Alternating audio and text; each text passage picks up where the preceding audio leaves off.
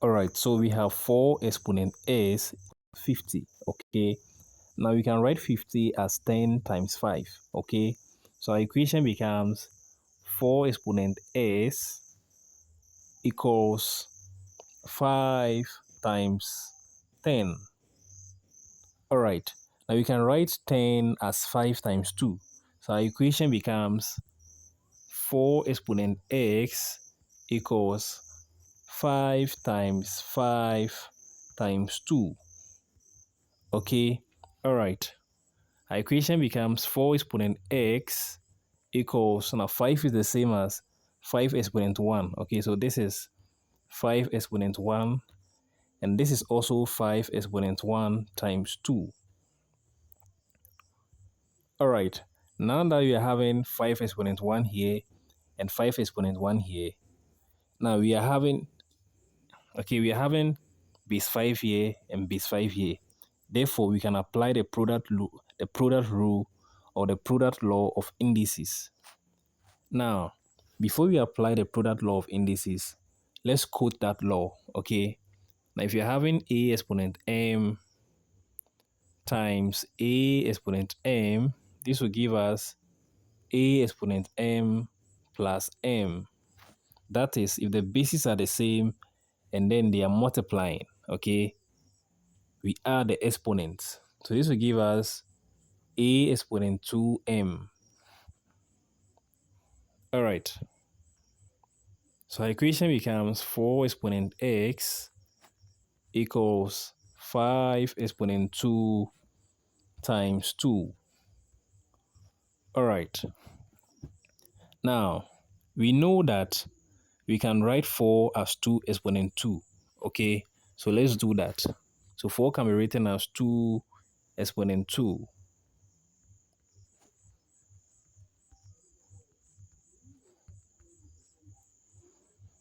All right.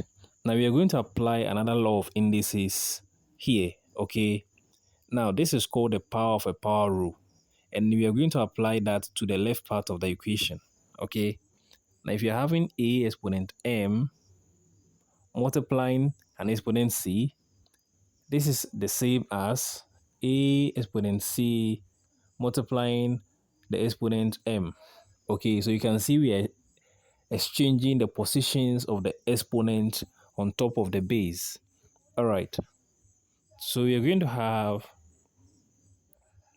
okay, we are going to have, and this is the same as a exponent m times c. Okay, now note that multiplication is commutative. Okay, so m times c is the same as c times m. Okay, so our equation becomes 2 exponent 2x equals 5 exponent 2 times 2.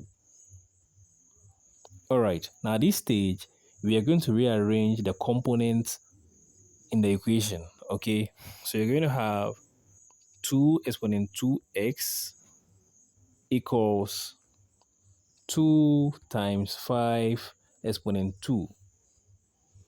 All right, now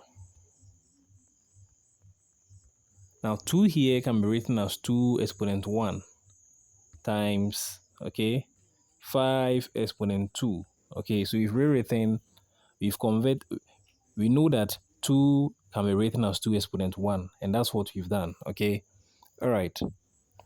Now let's divide both sides of the equation by 2 exponent 1 in order to apply the quotient rule. So you're going to have 2 exponent 2x equals 2 exponent 1 times 5 exponent 2. Okay, so divide here by 2 exponent 1, divide here by 2 exponent 1. Okay, so this and this will cancel. So you're having 2 exponent 2x over 2 exponent 1 equals 5 exponent 2. Now, at this stage, we are going to apply the quotient rule. Okay, now before we apply the quotient rule, let's quote the rule. Now we know that a exponent m, or if you're having a exponent m divided by a exponent c, this will give us a exponent m minus c. Okay, now this is what we call the quotient rule. Now let's apply the quotient rule to our equation. So we are going to have 2 exponent 2x minus 1, okay, equals 5 exponent 2. Okay, now at this point, we are having two different bases carrying exponents. Okay, now because the bases are not the same, we cannot apply the equality of exponent property. Okay, since we cannot apply this equality of exponent property, we apply log. Okay, so in situations when we can't apply that rule, we use logarithm. Okay, so we say log 2 exponent 2x minus 1 equals log 5 square, or 5 exponent 2. Now that we have applied log, let's look at the specific rule or the specific law of logarithm that applies in this situation. Okay, so here we are going to introduce a law of logarithm called the logarithm definition. Okay, now if you're having log a exponent n base b, this is the same as n log a base b. Can you see that? All right. Now equation becomes 2x minus 1 log 2 equals 2 log 5. All right. So you're going to have 2x minus 1 log 2 equals 2 log 5. Okay. Now we want to make x the subject of the equation.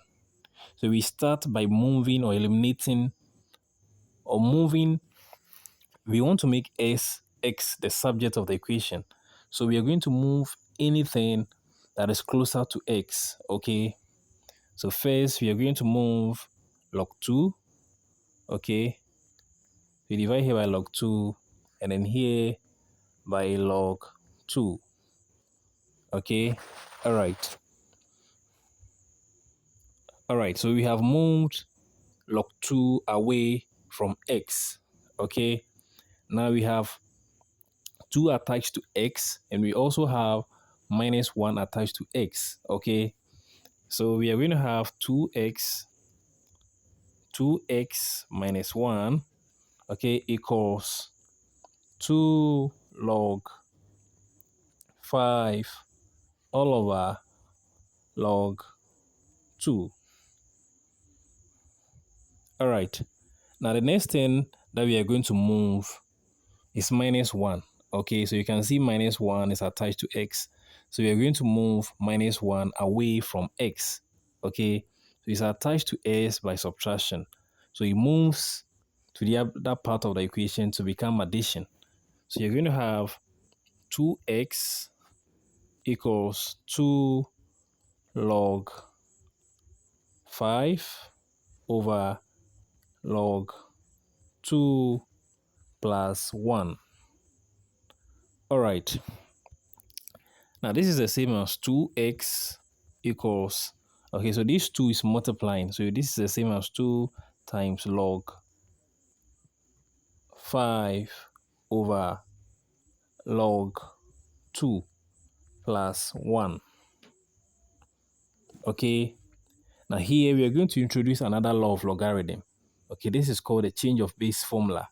Okay, so if you're having log a over log b, this can be written as log a base b.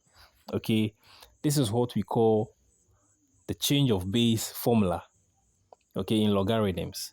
So you're going to have 2x equals 2 times log 5 base 2 plus 1. All right, now our equation becomes 2x equals 2 log 5 base 2 plus 1. Now remember that we want to make x the subject of the equation. Okay, now you can see 2 is attached to x and is attached to x by multiplication. Okay, so in order to remove the 2, we divide. Okay, so we divide here by 2, here by 2. Okay, so x equals 2 log 5 base 2 plus 1 all over 2.